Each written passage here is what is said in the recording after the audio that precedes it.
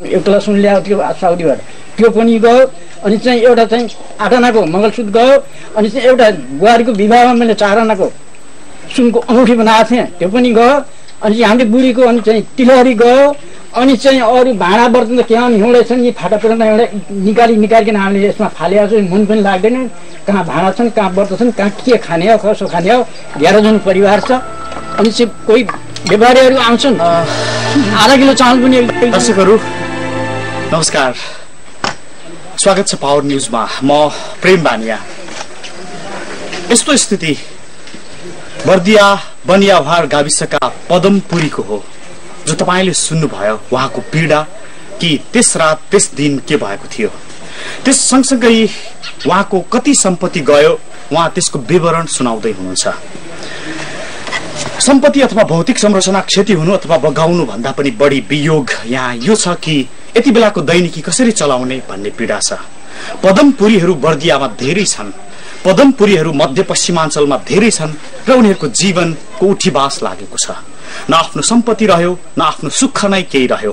त्यसपछि तपाईलाई सरकारको कोही मान्छे आएर सोध्यो? कोही आएको छैन अहिलेसम्म, कोही आएको छैन। यहाँको चाहिँ सभासद पनि आएको छैन। अन्त अस्ति आयो, आज गाडीले आएछ, गाडीले गयो, गाडीमा गयो, घर हेरेन, यता हेरेन, उता हेरेन, के छ कस्तो छ भने यहाँको चाहिँ सभासदले त चाहिँ दोस्रो दिनमा आउनुपर्ने थियो। उयो अधिकार थियो, हवाले हेलिकप्टर ल्याएर पनि आउनुपर्ने थियो। मान्छे कोही काहीँ बगिराखेका छन्, कोही काहीँ खोजीमा गएका छन्, कसैको घरद्वार बिहान भइहाल्छ, कसैको केही भइहाल्छ। मान्छे यहाँ केही सामान फेरि अरू बिहान त भयो, मान्छेले केही सामान चोरी बोल्नु आएको छ। यहाँ कार्ड भयो, यताउति भयो, राम्रो राम्रो चिज 2000 रुपियाँले अनि चाहिँ चौखुट गइरहेको छ जोडाको।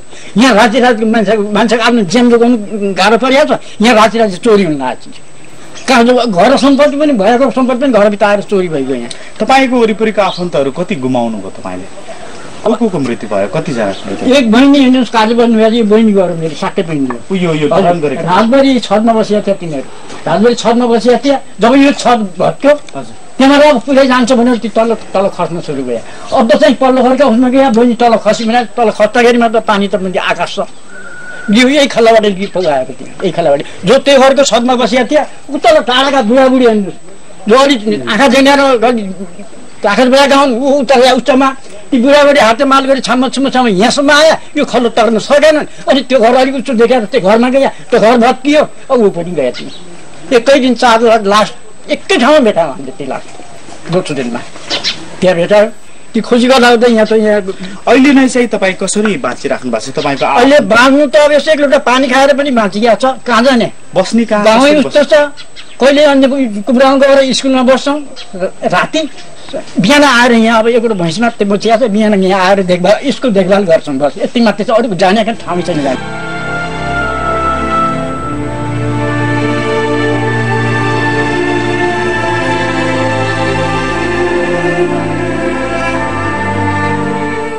दर्शकहरू यति बेला हामी बर्दिया जिल्लाको बनियाभार गाविस वडा नम्बर 4 ढुङ्ग्रहीमा छौँ र पृष्ठभूमिमा देख्नुहुन्छ दृश्यमा कि आफ्नो आमा गुमाएका सन्तानहरू हामीले तपाईलाई देखाउनु परेको छ कि यस्तो प्राकृतिक विपत्ति आयो कि कल्पनै गर्न नसकिने गरी, कसैले सोच्न पनि नसकेको यस्तो प्राकृतिक विपत्तिबाट उहाँले आफ्नो श्रीमती र उहाँहरूले आफ्नो आमा गुमाउनु भएको छ। सुरुमा यो बताइदिनुस् तपाईले कि त्यो रात तपाईले आफ्नो जहानलाई के कारण जोगाउन सक्नु भएन? पानीको कारण अरू उपाय छैन। आफै मर्न लाग्थेँ, सकिनँ।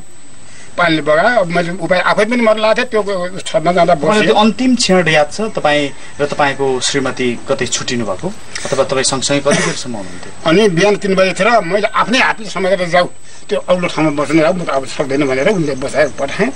अनि तपाईँ चाहिँ घरमै बस्नुभयो? घरमा चाहिँ छतमा बसेँ, पक्की घरमाथि।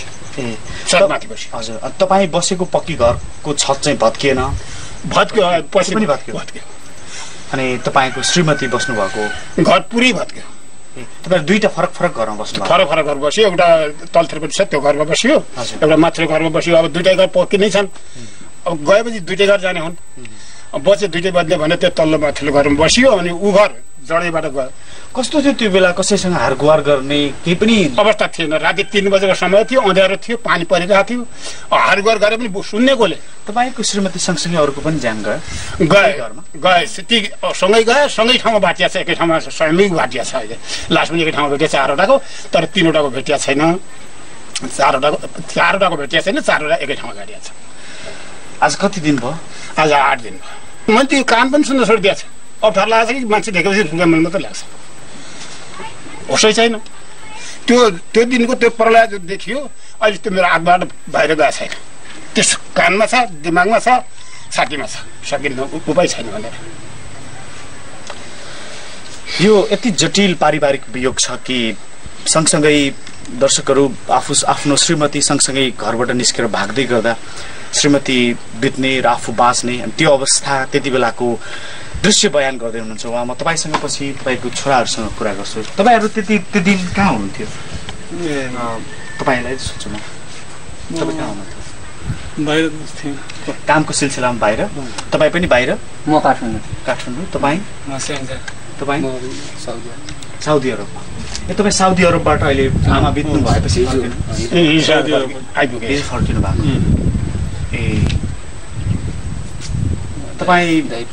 तपाईँ जस्तै साउदी अरबमा यहाँबाट गएकाहरूको अरू कोही बितेको छ? बितेको सँगै आएको हामीले गाउँको 1-2जना आएको, एकजना आएको। उसको चाहिँ तपाईँहरू कति भाइ? 5 भाइ। तपाईँ जेठो?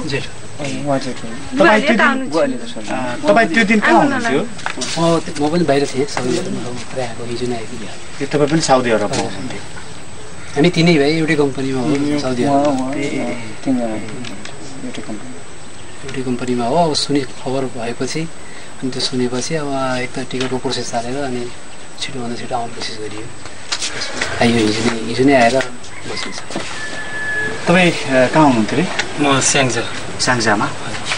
तपाईँले सोच्नु पनि भएको थिएन होला होइन यस्तो घटना? यस्तो कहिले पनि देखिएको थिएन कि, यहाँसम्म आएको थिएन कहिले पनि यस्तो होला भनेर चाहिँ सोचेको थिएँ। तपाईँहरू अहिले किरिया बसिराख्नु भएको छ, यत्रो दिन बित्दै गर्दा तपाईँहरूलाई सरकारको कोही मान्छे आएर के समस्या छ अथवा यहाँ के भएर यस्तो भएछ यसको कारण खोज्ने यस्तो केही गरेको थाहा छैन? अहिलेसम्म कोही पनि आएको छैन है। यो जे हुँदैछ यो आज पहिलोचोटि भइरहेछ, तर अहिलेसम्म कसैले आएर ल तपाईँहरूलाई के भयो, यस्तो किसिमको केही समस्या भयो सरकारी तर्फबाट होइन, कुनै संस्था भनौँ होइन, तर कसैले पनि त्यस्तो किसिमको अहिलेसम्म आएर गरेको छैन। त्यही गाउँले दाजुभाइहरूले बजारबाट टोलबाट अनि उठाएर कसैको कपडा नभएकोलाई कपडा दिएर, चामल नभएकोलाई चामल दिएर, त्यसै चाहिँ एउटा माना दिएर अहिले पालिराख्नु गाउँलेहरूले।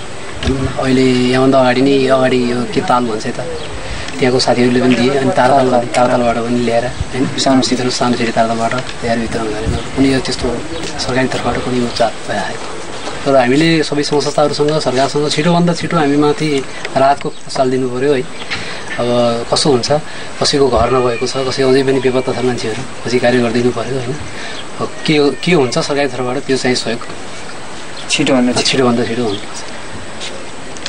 जसले आफ्नो आमा गुमाएको छ त्यसको क्षतिपूर्ति त केही पनि हुँदैन, तर दर्शकहरू उहाँहरू भनिरहनु भएको छ कि हामीले आफ्नो घरको धेरै सम्पत्ति गुमाएका छौँ, आफ्नो वियोग सँगसँगै आफूसँग भएको जति पनि स्रोत साधन अथवा तपाईँलाई हामीले दृश्यमा पनि कतिपय देखाइसकेका छौँ कि जति पनि घरभित्र सामान थियो त्यो पनि निकाल्न नसकेर एकदमै बिहोल अवस्था र भयानक दर्दनाक अवस्थाको बीचमा गुज्रिरहेको छ यहाँको दैनिकी।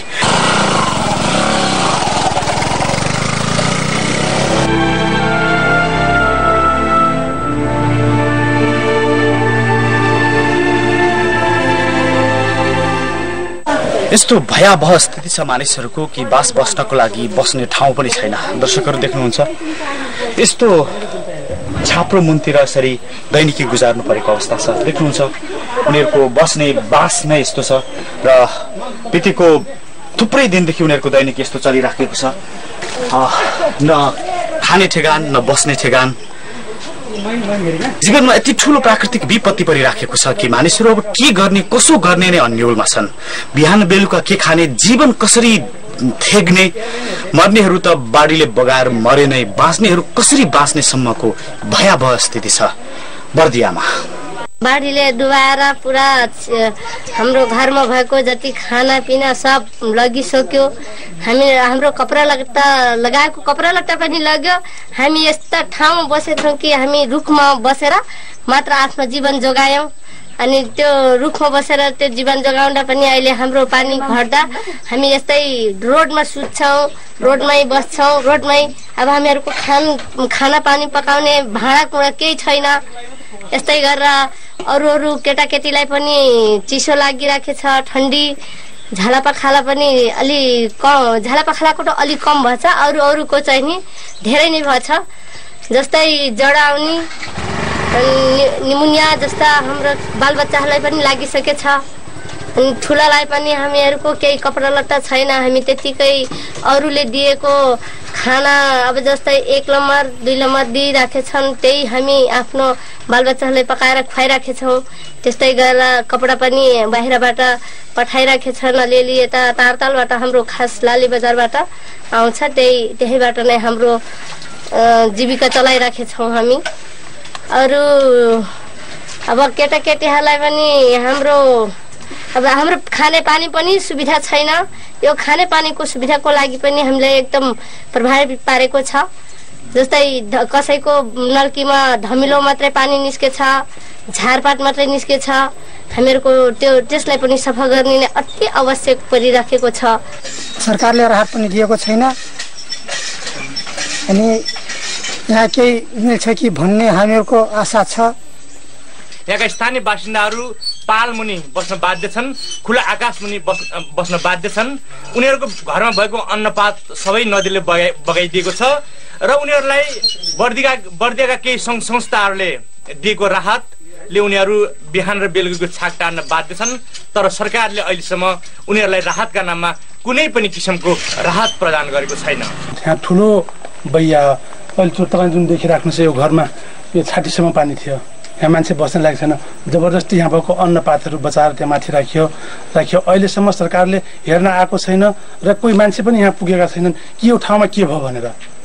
तपाईँहरू आउनुभयो, मलाई हामी बहुत यो ठाउँको मान्छे खुसी छौँ।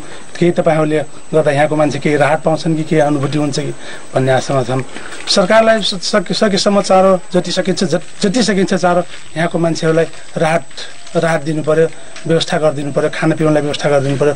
बस्नलाई अधिकांश मान्छेको घर भट्किया छ, बस्नलाई घर छैन, सुत्नलाई आँगन छैन।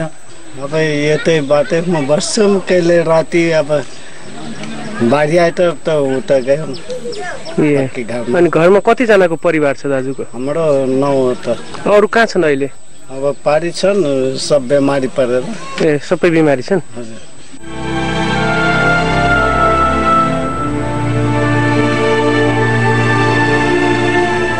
दर्शकहरू, हामी यति बेला बर्दिया जिल्लामा छौँ र बबई नदीले प्राकृतिक प्रकोपबाट मानिसहरूलाई जस्तो खालको पीडा दिइरहेको छ त्यसको दृश्य तपाईँहरू समक्ष प्रस्तुत गरिरहेका छौँ। हामी यति बेला यहाँको शान्ति प्राथमिक विद्यालयमा छौँ।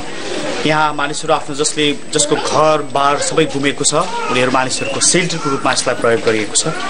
सरकारले आपतकालीन रूपमा यहाँका मानिसहरूलाई बसोबासको कुनै व्यवस्था गरेको छैन र तपाईँ पृष्ठभूमिमा दृश्य देख्न सक्नुहुन्छ। कर्णराज चौधरी उहाँको नाम। उहाँको बुहारी र नाति नातिना बाढीले बगाएपछि उहाँ अहिले बेहोस हुनुहुन्छ, अर्धचेत अवस्थामा उहाँ हुनुहुन्छ र यहाँका धेरै मानिसहरू मनस्थितिगत रूपमा अर्धचेत अवस्थामा छन्। यसकारण कि उनीहरूले आफ्नो सन्तान अथवा आफ्नो आफन्तहरूको वियोग सहनु परेको छ, कतिले आफ्नो सम्पत्ति गुमाएका छन्। यसरी बर्दियामा पीडादायी स्थिति छ। पहिरो जाँदा तराईलाई दुख्नु पर्छ, तराईमा बाढी पस्दा पहाडले बुझ्नु पर्छ, हिमालले बुझ्नु पर्छ। रुदा रुदा आँखा ओभानो भयो, तर ओभानो जमिन भेटिएन बास बस्नका लागि। यो कस्तो प्राकृतिक विपद हो तराई र पहाडमा, यो कस्तो असह्य आपत हो। अरू चाहिँ बाँध्न सफल भएछन्, आमाको चाहिँ मृत्यु भयो। म जहाँसम्म मेरो पाखुराहरू सक्छु त्यहीसम्म खेल्छु पौडी। अब सकिनुहुन्छ मऱ्यो म यतिकै अब जिन्दगी भइरह्यो। त्यहाँबाट त्यो रुखमा बसेँ, यति मन्टो देखेको छ, पुरा पानीले म डुबेको थिएँ। पनि हामी रुखमा थियौँ, रुखको माथि गएर पनि हामीले बचाऊ भन्दाखेरि पनि हेलिकप्टरले केही उदास गरेन सर। त्यहाँबाटै घुमेर उता बालापुरको हुँदै गइहाल्यो सर। कोही न कोही हामीलाई बस्ने ठेगाना दिएको भइदियो भने गएर हामी बस्न सक्थ्यौँ। अनि हामी यस्तै काम गरेर मजदुर काम गरेर खायो भने बच्चालाई लगेर एक ठाउँमा राख्ने ठाउँमा हामीलाई हुनु पाए हुन्थ्यो। हामीलाई अहिलेसम्म कुनै संस्थाले न सरकारी निकायले राहत पाउन आएका छन्। देशको मध्यपश्चिमाञ्चललाई परेको विपद, देशको सिन्धुपाल्चोकलाई परेको आपद र त्यहाँका नागरिकलाई साथ दिनका लागि सरकारलाई निरन्तरको दबाव।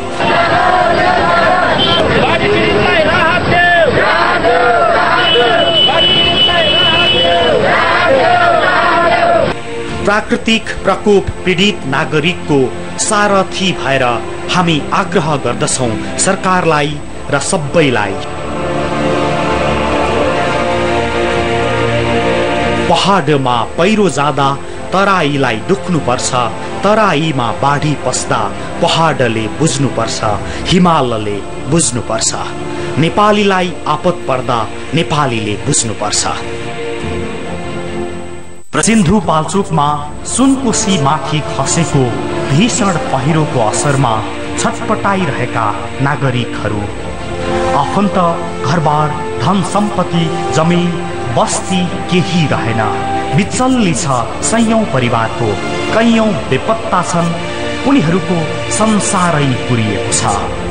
यस्तो शोक र भयबीच मानवीय सद्भाव र सहयोगको अभियान भयावह प्राकृतिक विपत्तिमा परेका सिन्धुपाल्चोकका सुनकोशी पहिरो पीडित नागरिकहरूलाई सहयोगका लागि न्यूज 24 टेलिभिजनको सहकार्यमा सिन्धुपाल्चोक उद्योग वाणिज्य संघ, नेपाल हिमालय सीमापार वाणिज्य संघ र नेपाल ट्रक कन्टेनर व्यवसायी संघको संयुक्त पहल प्राकृतिक प्रकोप पीडितका लागि राहतको प्रयास। सुनकोशी पहिरो पीडित राहत कोषको सिटिजन ब्याङ्कमा रहेको खाता नम्बर 00100002359 CA, जनता ब्याङ्कमा रहेको खाता नम्बर 003-109-544-901। यो मानवीय सहयोग र सद्भावको नेपालीत्व हो।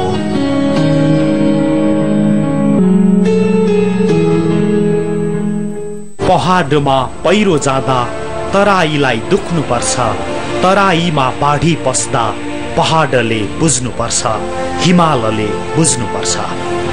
रुँदा रुँदा आँखा ओभानो भयो, तर ओभानो जमिन भेटिएन बास बस्नका लागि। दर्शकहरू, यति बेला हामी मध्यपश्चिमाञ्चललाई परेको प्राकृतिक विपदको रिपोर्टिङका लागि बर्दियामा छौँ र बर्दियाको यो बबई नदीको जोखिमपूर्ण डुङ्गा यात्रापछि हामी पारीतर्फ आइपुगेका छौँ, जहाँ एउटा पुल थियो, त्यो केही महिना अगाडि मात्र बनेको, निर्माण सम्पन्न भएको, त्यसलाई बगाइसकेपछि देख्नुहुन्छ दृश्यमा यति जोखिमपूर्ण यात्रा गरिरहेका छन् यहाँका मानिसहरू। कि अस्थायी रूपमा सरकारले यो बबई नदीमाथि बोटहरू सञ्चालन गरिदिए पनि यहाँका मानिसहरूले केही राहत महसुस गर्न सक्थे। साथसाथै जुन खालको डुङ्गाहरू सञ्चालन छ त्यस्तै खालका डुङ्गाहरू पनि केही थपिदिए यहाँका मानिसहरूलाई आवत जावतमा केही सहज हुने थियो। साथै यहाँको दैनिक यस्तो जटिल बनिराखेको छ कि प्राकृतिक विपत्तिपछि मानिसहरू तङ्ग्रिन सकिरहेका छैनन् र मानिसहरूले आफ्नो पीडा भुल्न सकिरहेका छैनन्। उनीहरू अझै पनि पाल मुन्तिर छन् र उनीहरूको जीवन साँच्चीकै कष्टकर छ।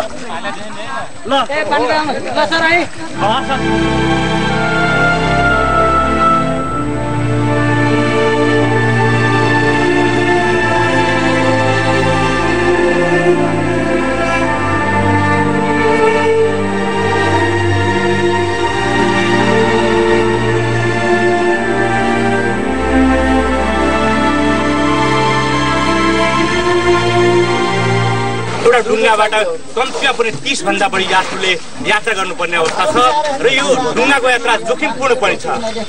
सबै खाद्यान्नहरू, सबै सरसामानहरू, मोटरसाइकल र साइकलहरू र आवश्यक पर्ने सम्पूर्ण सामानहरू उनीहरू यही डुङ्गाबाट एउटा डुङ्गाबाट लैजान बाध्य छन्।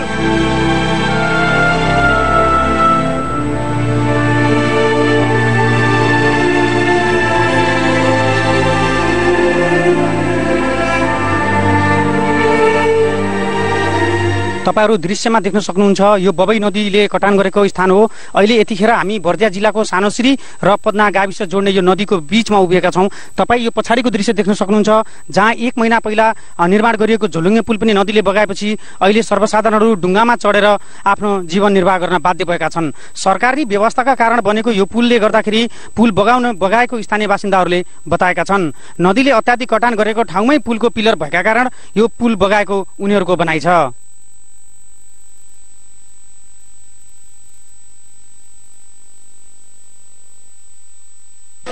यो कुसुम्बा घाटको झोलुङ्गे पुल देख्नुहुन्छ दर्शकहरू।